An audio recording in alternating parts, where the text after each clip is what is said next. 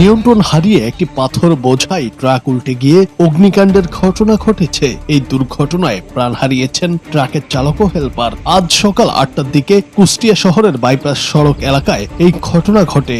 তোরা হলেন ট্রাক চালক আনিস এবং হেলপার রতন। এর মধ্যে আনিসের বাড়ি ফরিদপুর জেলায় এবং রতনের বাড়ি কুষ্টিয়ার মিনাপাড়া এলাকায়। গাড়ি পার করতে ভয় পেলাম যে আগুন জল যে কাহিনী কি গাড়ি দেখছি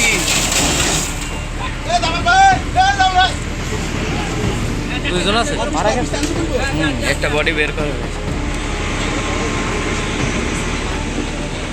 কুষ্টিয়া হাইওয়ে থানার ওসি সেকেন্দার আলী জানান, পাথর বোঝাই ট্রাকটি সোনামসজিদ থেকে খুলনার দিকে যাচ্ছিল। পথিমধ্যে বাইপাস রোড এলাকায় পৌঁছানোর পর ট্রাকটি হঠাৎ নিয়ন্ত্রণ হারিয়ে রাস্তার পাশেই উল্টে পড়ে। এতে মুহূর্তের মধ্যেই ট্রাকটিতে আগুন ধরে যায়।